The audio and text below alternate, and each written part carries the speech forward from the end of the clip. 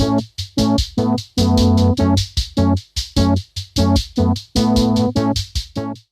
and welcome to Vinyl Bites, where I take a random record from my collection and talk about it in a bite-sized video. Today we'll be talking about Alex Cameron, Jumping the Shark.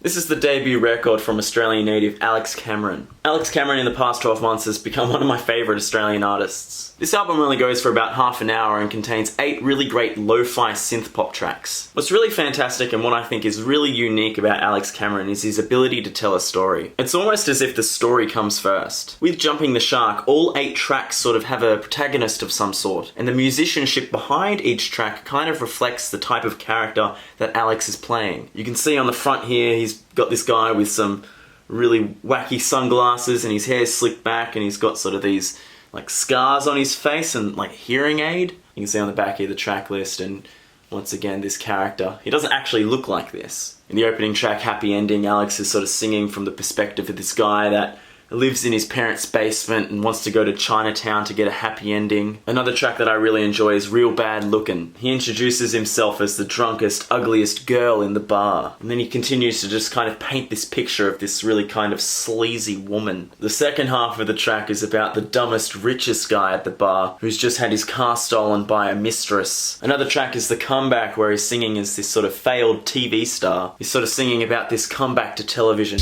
We're gonna get my show back. Oh come on, we're gonna get my show. The track reminds me of Robert De Niro's character in The King of Comedy, Rupert Pupkin. A kind of desperate man that's just a bit delusional. But yeah, Alex Cameron's songwriting is just really fantastic. On his follow-up albums, Forced Witness and Miami Memory, the music becomes a lot more grandiose. Even though the instrumentation on this album is a bit more low-key, I find it nonetheless just as compelling. I think it's really great that Alex Cameron's knack for great songwriting has not gone unnoticed. He actually co-wrote a number of tracks off of The Killer's last album. It is interesting that The Killers do sing a number of tracks about things like prostitution and sort of other things that you might see in the Las Vegas scene. Alex Cameron does also sort of sing about a number of sort of sleazy things, but he just does it in a much more explicit manner. That sort of brashness is sort of something I only feel you can really get from an Australian. I mean,